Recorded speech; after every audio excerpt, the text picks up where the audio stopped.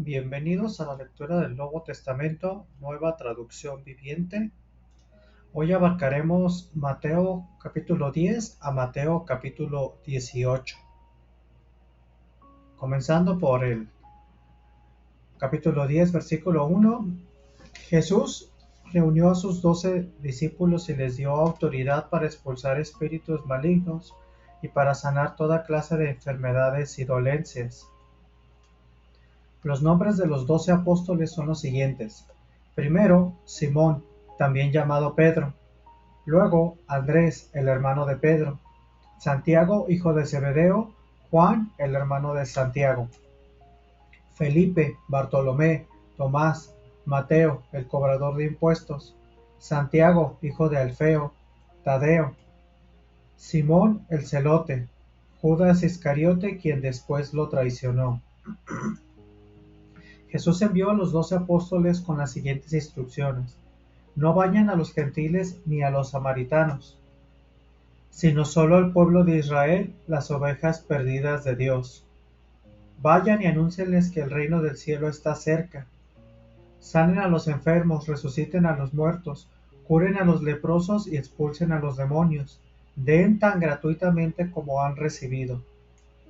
No lleven nada de dinero en el cinturón, ni monedas de oro, ni de plata, ni siquiera de cobre. No lleven bolso de viaje con una muda de ropa, ni con sandalias, ni siquiera lleven un bastón. No duden en aceptar la hospitalidad, porque los que trabajan merecen que se les dé alimento. Cada vez que entren a una ciudad o una aldea, busquen a una persona digna y quédense en su casa hasta que salgan de ese lugar. Cuando entren en el hogar, bendíganlo. Si resulta ser un hogar digno, dejen que su bendición siga ahí. Si no lo es, retiren la bendición. Si cualquier casa o ciudad se niega a darles la bienvenida o a escuchar su mensaje, sacúdanse el polvo de los pies al salir. Les digo la verdad, el día del juicio les irá mejor a las ciudades perversas de Sodoma y Gomorra que a esa ciudad. Miren, los envío como ovejas en medio de lobos. Por lo tanto, sean astutos como serpientes e inofensivos como palomas. Pero tengan cuidado porque los entregarán a los tribunales y los azotarán con látigos en las sinagogas. Serán sometidos a juicio delante de gobernantes y reyes por ser mis seguidores. Pero esa será una oportunidad para que les hablen a los gobernantes y a otros incrédulos acerca de mí. Cuando los arresten, no se preocupen por cómo responder o qué decir. Dios les dará las palabras apropiadas en el momento preciso. Pues no serán ustedes los que hablen, sino que el Espíritu de su palabra, de su Padre, hablará por medio de ustedes. Un hermano traicionará a muerte a su hermano, un padre traicionará a su propio hijo. Los hijos se rebelarán contra sus padres y harán que los maten. Y todas las naciones los odiarán a ustedes por ser mis seguidores, pero todo el que se mantenga firme hasta el fin será salvo. Cuando los persigan en una ciudad, huyan a la siguiente. Les digo la verdad, el Hijo del Hombre regresará antes de que hayan llegado a todas las ciudades de Israel. Los alumnos no son superiores a sus maestros, y los esclavos no son superiores a su amo. Los alumnos deben parecerse a su maestro y los esclavos deben parecerse a su amo. Y si a mí, el amo de la casa, me han llamado príncipe de los demonios, a los miembros de mi casa los llamarán con nombres todavía peores. Pero no tengan miedo de aquellos que los amenazan, pues llegará el tiempo en que todo lo que está encubierto será revelado y todo lo secreto se dará a conocer a todos. Lo que ahora les digo en la oscuridad, grítenlo por todas partes cuando llegue el amanecer. Lo que les susurro al oído, grítenlo desde las azoteas para que todos lo escuchen. No teman a los que quieren matarles el cuerpo, no pueden tocar el alma. Teman solo a Dios, quien puede destruir tanto el alma como el cuerpo en el infierno. ¿Cuánto cuestan 2 gorriones, una moneda de cobre? Sin embargo, ni un solo gorrión puede caer a tierra sin que el Padre lo sepa. Y en cuanto a ustedes, cada cabello de su cabeza está contado. Así que no tengan miedo, para Dios ustedes son más valiosos que toda una bandada de gorriones. Todo aquel que me reconozca en público aquí en la tierra, también lo reconoceré delante de mi Padre en el cielo. Pero al que me niega aquí en la tierra, también yo le negaré delante de mi Padre en el cielo. No crean que vine a traer paz a la tierra, no vine a traer paz sino espada. He venido a poner un hombre contra su padre, a una hija contra su madre, y a una nuera contra su suegra. Sus enemigos serán los miembros de su propia casa. Si amas a tu padre o a tu madre más que a mí, no eres digno de ser mío. Si amas a tu hijo o a tu hija más que a mí, no eres digno de ser mío. Si te niegas a tomar tu cruz y a seguirme, no eres digno de ser mío. Si te aferras a tu vida, la perderás, pero si entregas tu vida por mí, la salvarás. El que los recibe a ustedes me recibe a mí, y el que me recibe a mí recibe al Padre quien me envió. Si reciben a un profeta como alguien que habla de parte de Dios, recibirán la misma recompensa que un profeta, y si reciben a un justo debido a su justicia, recibirán una recompensa similar a la de él. Y si le dan siquiera un vaso de agua fresca a uno de mis seguidores más insignificantes, les aseguro que recibirán una recompensa. Cuando Jesús terminó de darle esas instrucciones a los 12 discípulos, salió a enseñar y predicar en las ciudades en toda la región. Juan el Bautista, quien estaba en prisión, oyó acerca de todas las cosas que hacía el Mesías. Entonces envió a sus discípulos para que le preguntaran a Jesús: ¿Eres tú el Mesías a quien hemos esperado o debemos seguir buscando a otro? Jesús les dijo: regresen a Juan y cuéntenle lo que han oído y visto. Los ciegos ven, los cojos caminan bien, los leprosos son curados, los sordos oyen, los muertos resucitan y a los pobres se les predica la buena noticia. Y dígale: Dios bendice a los que no se apartan por causa de mí. Mientras los discípulos de Juan se iban, Jesús comenzó a hablar acerca de él a las multitudes. ¿A qué clase de hombre fueron a ver al desierto? ¿Acaso era una caña débil sacudida con la más leve brisa? ¿O esperaban ver a un hombre vestido con ropa costosa? No, la gente que usa ropa costosa vive en los palacios. Buscaban a un profeta, así es, y él es más que un profeta. Juan es el hombre al que se refieren las escrituras cuando dicen: mira, envío a mi mensajero por anticipado y él preparará el camino delante de ti. Les digo la verdad, de todos los que han vivido nadie es superior a Juan el Bautista. Sin embargo, hasta la persona más insignificante en el reino del cielo es superior a él. Y desde los días en que Juan el Bautista comenzó a predicar hasta ahora, el reino del cielo ha venido avanzando con fuerza y gente violenta lo está atacando. Pues antes de que viniera Juan, todos los profetas y la ley de Moisés anunciaban este tiempo. Y si están dispuestos a aceptar lo que les digo, él es Elías, aquel que los profetas dijeron que vendría. Todo el que tenga oídos para escuchar, que escuche y entienda. ¿Con qué puedo comparar esta generación? Se parece a los niños que juegan en la plaza, se quejan ante sus amigos. Tocamos canciones de bodas y no bailaron. Entonces tocamos canciones fúnebres y no se lamentaron. Pues Juan no dedicaba el tiempo a comer y a beber, y ustedes dicen: está poseído por un demonio. El Hijo del Hombre, por su parte, festeja y bebe, y ustedes dicen: es un glotón y un borracho, y es amigo de cobradores de impuestos y de otros pecadores. Pero la sabiduría demuestra estar en lo cierto por medio de sus resultados. Luego Jesús comenzó a denunciar a las ciudades en las que había hecho tantos milagros, porque no se habían arrepentido de sus pecados ni se habían vuelto a Dios. ¿Qué aflicción les espera a Corazín y Betsaida? Pues si en las perversas ciudades de Tiro y de Sidón se hubieran hecho los milagros que hice entre ustedes, hace tiempo sus habitantes se habrían arrepentido de sus pecados, vistiéndose con ropa de tela áspera y echándose cenizas sobre la cabeza en señal de remordimiento. Les digo que el día del juicio a Tirón y a Sidón les irá mejor que a ustedes. ¿Y ustedes, los de Capernaum, serán honrados en el cielo? No, descenderán al lugar de los muertos. Pues si hubieran hecho en la perversa ciudad de Sodoma los milagros que hice entre ustedes, la ciudad estaría aquí hasta el día de hoy. Les digo que el día del juicio aún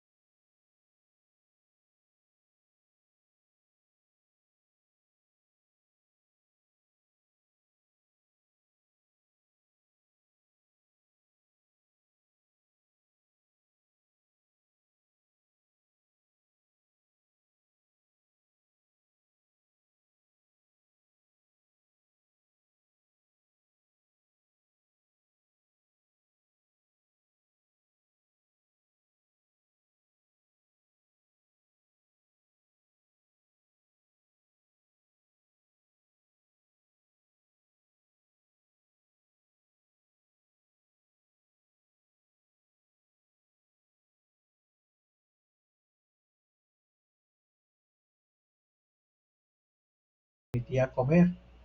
¿Y no ha leído la ley de Moisés que los sacerdotes de turno en el templo pueden trabajar en el día de descanso? Les digo, aquí hay uno que es superior al templo. Pero ustedes no habrían condenado a mis discípulos, quienes son inocentes, si conocieran el significado de la escritura que dice, quiero que tengan compasión, no que ofrezcan sacrificios. Pues el Hijo del Hombre es Señor incluso del día de descanso. Luego Jesús entró en la sinagoga de ellos, y allí vio un hombre que tenía una mano deforme. Los fariseos le preguntaron a Jesús, ¿permite la ley que una persona trabaje sanando en el día de descanso? Esperaban que él dijera que sí para poder levantar cargos en su contra. Él les respondió, si tuvieran una oveja y ésta cayera en un pozo de agua en el día de descanso, ¿no trabajarían para sacarla de allí? Por supuesto que lo harían. ¿Y cuánto más valiosa es una persona que una oveja? Así es, la ley permite que una persona haga el bien en el día de descanso. Después le dijo al hombre, extiende la mano. Entonces el hombre la extendió y la mano quedó restaurada igual que la otra. Entonces los fariseos convocaron una reunión para tramar cómo matar a Jesús. Pero Jesús sabía lo que ellos tenían en mente, entonces salió de esa región y mucha gente lo siguió. Sanó a todos los enfermos de esa multitud, pero les advirtió que no revelaran quién era él. Con eso se cumplió la profecía de Isaías acerca de él. Miren a mi siervo, al que he elegido. Él es mi amado, quien me complace. Pondré mi espíritu sobre él y proclamará justicia a las naciones. No peleará ni gritará ni levantará su voz en público. No aplastará la caña más débil ni apagará una vela que titila. Al final hará que la justicia salga victoriosa. Y su nombre será la esperanza de todo el mundo. Luego le llevaron a Jesús a un hombre ciego y mudo que estaba poseído por un demonio. Jesús sanó al hombre para que pudiera hablar y ver. La multitud quedó llena de asombro y preguntaba, ¿será posible que Jesús sea el hijo de David, el Mesías?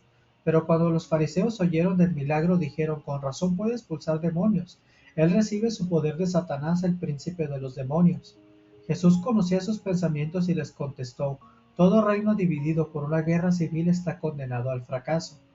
Una ciudad o una familia dividida por peleas se desintegrará.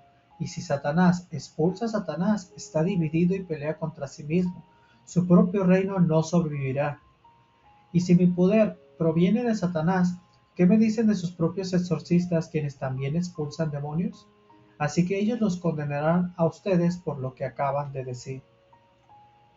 Pero si yo expulso a los demonios por el Espíritu de Dios, entonces el reino de Dios ha llegado y está entre ustedes.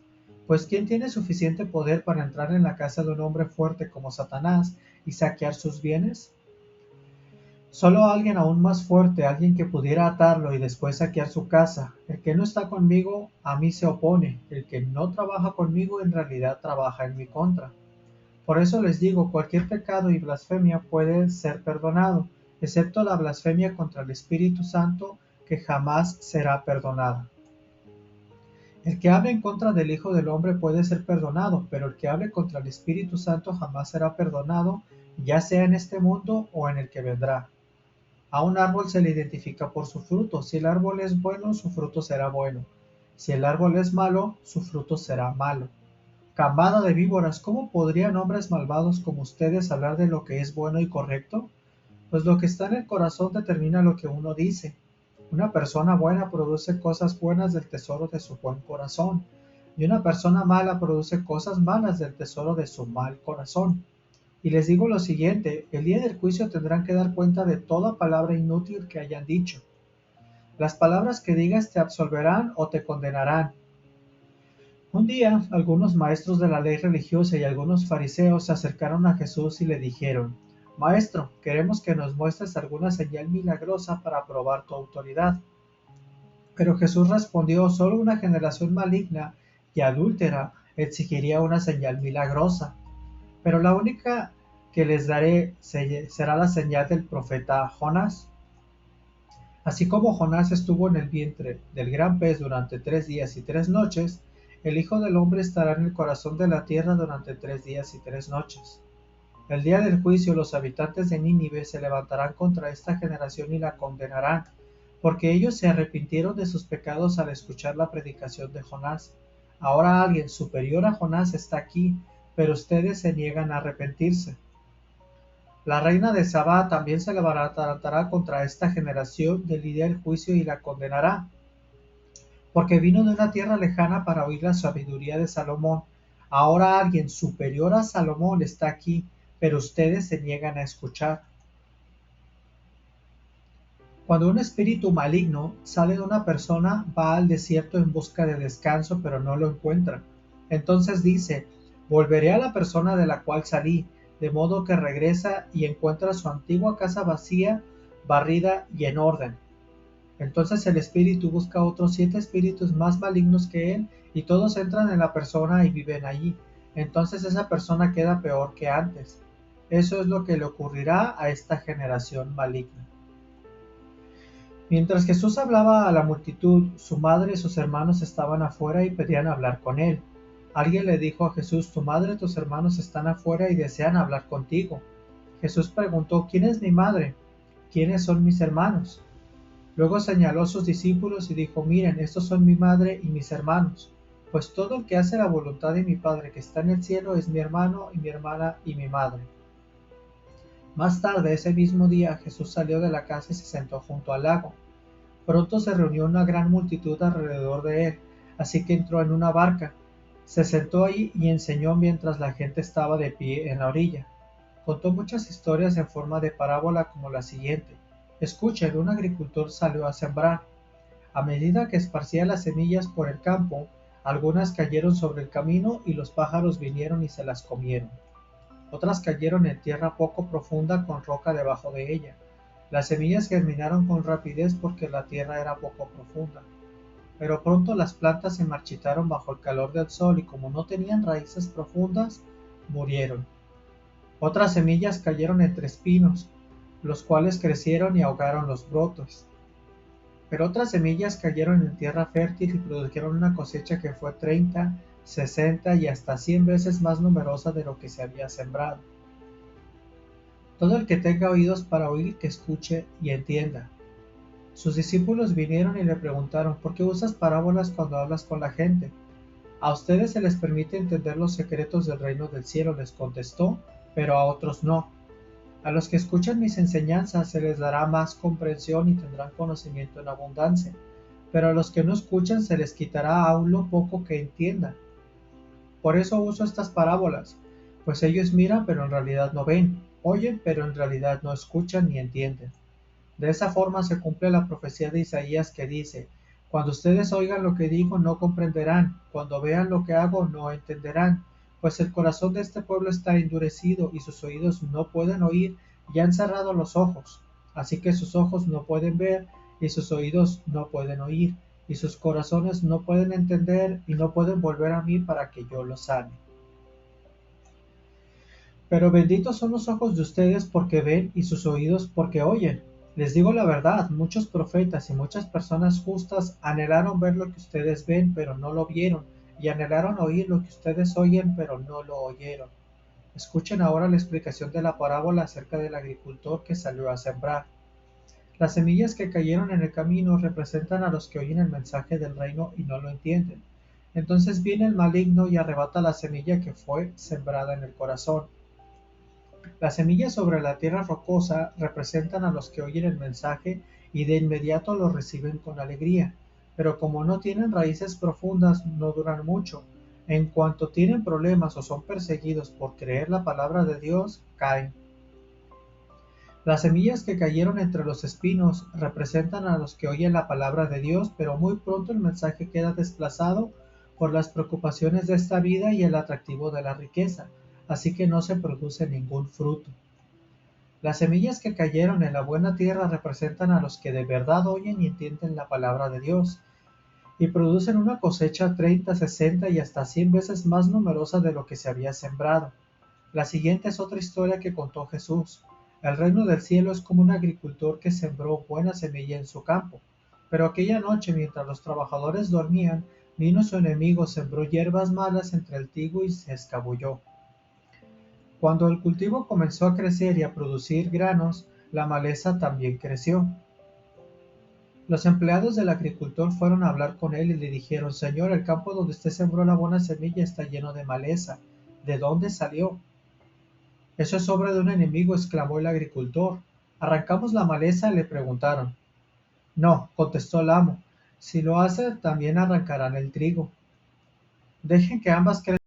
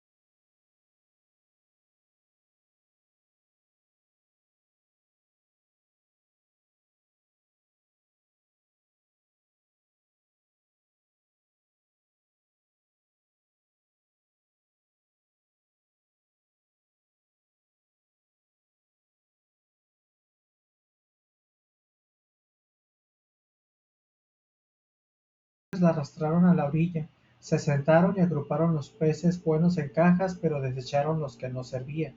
Así será en el fin del mundo. Los ángeles vendrán y separarán a los perversos de los justos, y arrojarán a los malos en el horno ardiente, donde habrá llanto y rechinar de dientes.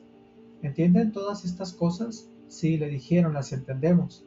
Entonces añadió: todo maestro de la ley religiosa que se convierte en un discípulo del reino del cielo es como el propietario de una casa que trae de su depósito joyas de la verdad tanto nuevas como viejas. Cuando Jesús terminó de contar esas historias e ilustraciones, salió de esa región. Regresó a Nazaret, su pueblo. Cuando enseñó allí en la sinagoga, todos quedaron asombrados y decían: ¿de dónde saca esa sabiduría y el poder para hacer milagros? Y se burlaban: no es más que el hijo del carpintero, y conocemos a María su madre y a sus hermanos Santiago, José, Simón y Judas. Todas sus hermanas viven aquí mismo entre nosotros. ¿De dónde aprendió todas esas cosas? Se sentían profundamente ofendidos y se negaron a creer en él. Entonces Jesús les dijo: un profeta recibe honra en todas partes menos en su propio pueblo y entre su propia familia. Por lo tanto, hizo solo unos pocos milagros ahí debido a la incredulidad de ellos. Cuando Herodes Antipas, el gobernante de Galilea, oyó hablar de Jesús, les dijo a sus consejeros: este debe ser Juan el Bautista que resucitó de los muertos, por eso puede hacer semejantes milagros. Pues Herodes había arrestado y encarcelado a Juan como un favor para su esposa Herodias, ex esposa de Felipe, el hermano de Herodes. Juan venía diciendo a Herodes: es contra la ley de Dios que te cases con ella. Herodes quería matar a Juan, pero temía que se produjera un disturbio porque toda la gente creía que Juan era un profeta. Pero durante la fiesta de cumpleaños de Herodes, la hija de Herodias bailó una danza que a él le agradó mucho.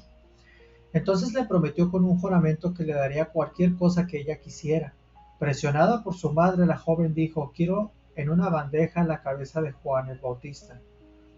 Entonces el rey se arrepintió de lo que había dicho, pero debido al juramento que había hecho, delante de sus invitados dio las órdenes necesarias.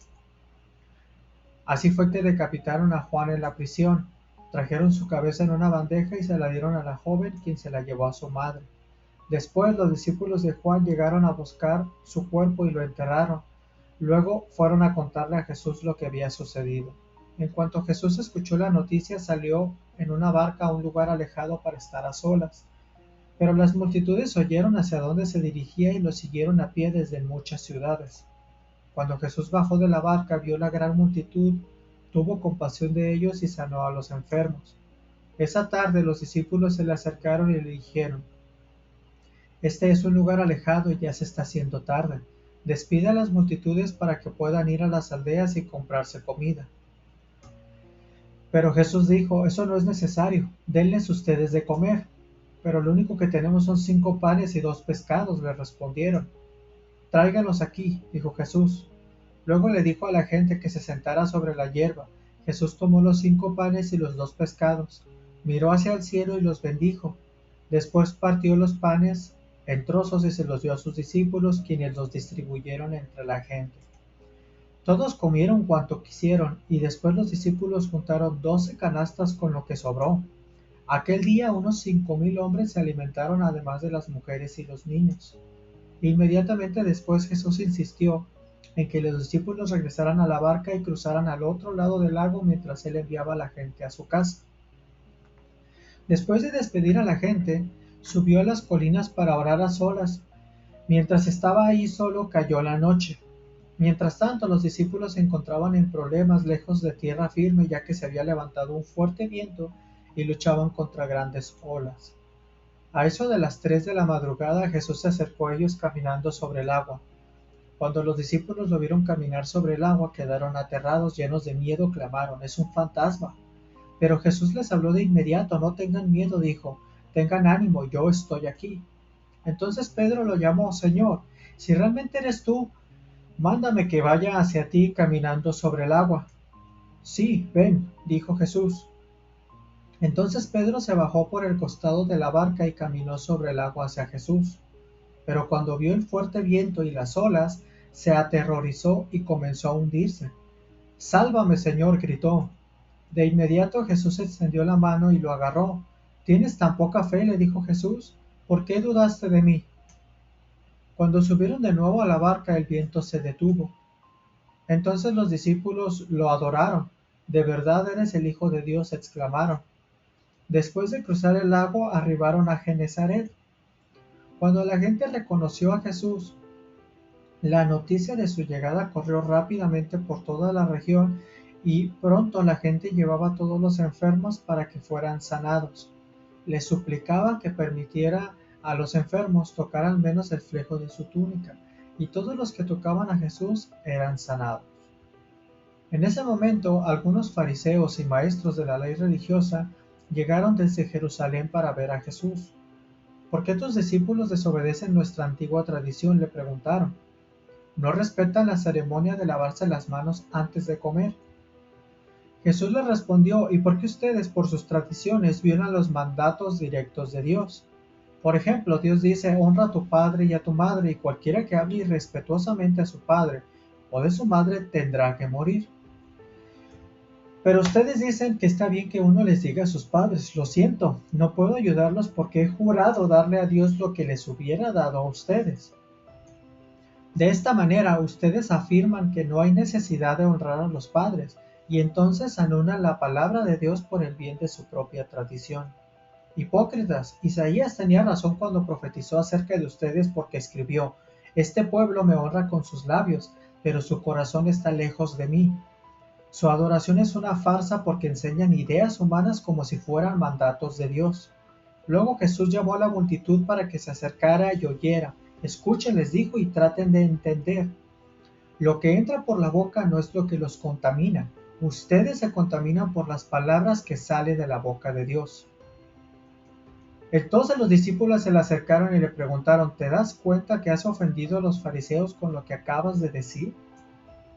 Jesús contestó, toda planta que no fue plantada por mi Padre Celestial será arrancada de raíz. Así que no les hagan caso, son guías ciegos que conducen a los ciegos, y si un ciego guía a otro, los dos caerán en una zanja. Entonces Pedro le dijo a Jesús, explícanos la parábola que dice que la gente no se contamina por lo que come. ¿Todavía no lo entienden?, preguntó Jesús. Todo lo que comen pasa a través del estómago y luego termina en la cloaca. Pero las palabras que ustedes dicen provienen del corazón. Eso es lo que los contamina. Pues del corazón salen los malos pensamientos, el asesinato, el adulterio, toda inmoralidad sexual, el robo, la mentira y la calumnia. Esas cosas son las que contaminan. Comer sin lavarse las manos nunca los contaminará. Luego Jesús salió de Galilea y se dirigió al norte a la región de Tiro y Sidón. Una mujer de los gentiles que vivía ahí se le acercó y le rogó, «Ten misericordia de mí, oh Señor, hijo de David, pues mi hija está poseída por un demonio que la atormenta terriblemente». Pero Jesús no le contestó ni una palabra. Entonces sus discípulos le instaron a que la despidiera. «Dile que se vaya», dijeron, «nos está molestando con sus súplicas». Entonces Jesús le dijo a la mujer, «Fui enviado para ayudar solamente a las ovejas perdidas de Dios, el pueblo de Israel». Pero ella se acercó y le adoró y le rogó una vez más, «Señor, ayúdame». Jesús respondió, «No está bien tomar la comida de los hijos y arrojársela a los perros». «Es verdad, Señor», respondió la mujer, «pero hasta a los perros se les permite comer las sobras que caen bajo la mesa de sus amos». «Apreciada mujer», le dijo Jesús, «tu fe es grande, se te concede lo que pides», y al instante la hija se sanó. Jesús regresó al mar de Galilea, subió a una colina y se sentó. Una inmensa multitud le llevó a personas cojas, ciegas, lisiadas, mudas y a muchas más. Las pusieron delante de Jesús y él las sanó a todas. La multitud quedó asombrada. Los que no podían hablar ahora hablaban. Los lisiados quedaron sanos. Los cojos caminaban bien y los ciegos podían ver y alababan al Dios de Israel. Entonces Jesús llamó a sus discípulos y les dijo, «Siento compasión por ellos. Han estado aquí conmigo durante 3 días y no les queda nada para comer.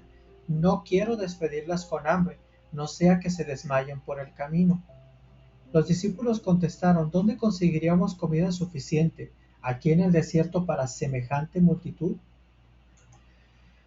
«¿Cuánto pan tienen?», preguntó Jesús. «7 panes y unos pocos pescaditos», contestaron ellos. Entonces Jesús le dijo a la gente que se sentara en el suelo. Tomó luego los 7 panes y los pescados, dio gracias a Dios por ellos y los partió en trozos. Se los dio a los discípulos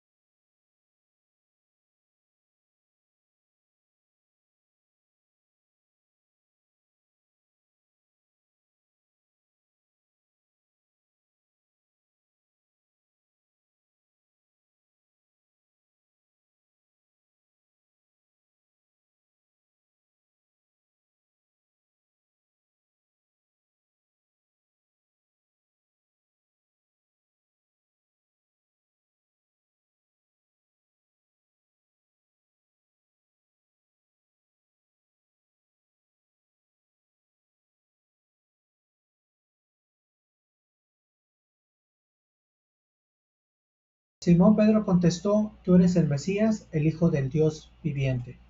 Jesús respondió: Bendito eres, Simón, hijo de Juan, porque mi Padre que está en el cielo te lo ha revelado. No lo aprendiste de ningún ser humano.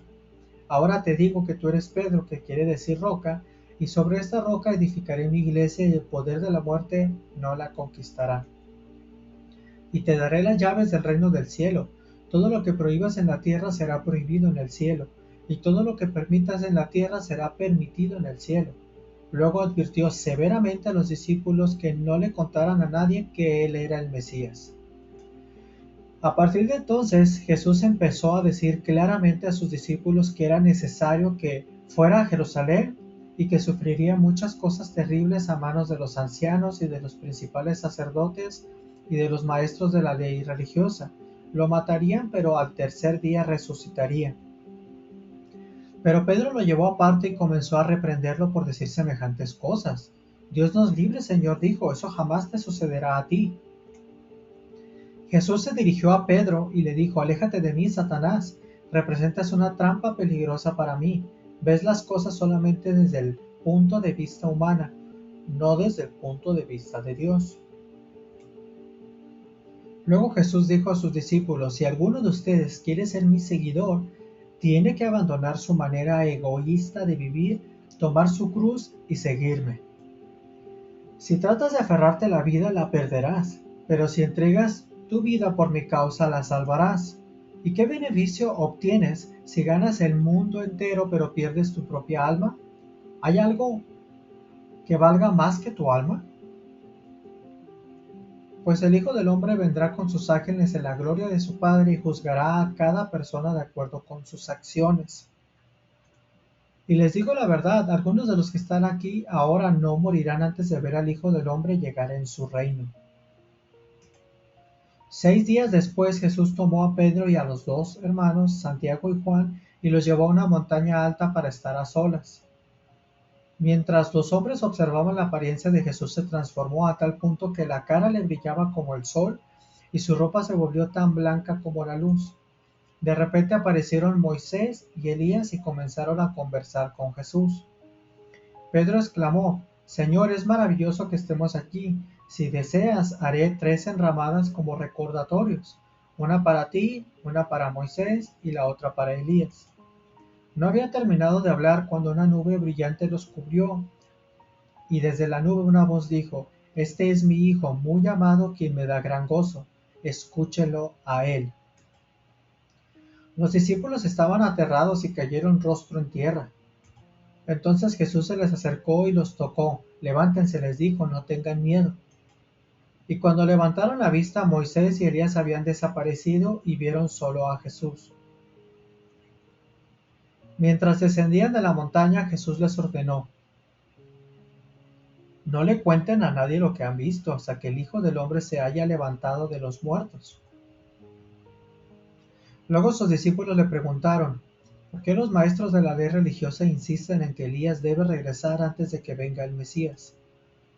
Jesús contestó: Es cierto que Elías viene primero a fin de dejar todo preparado.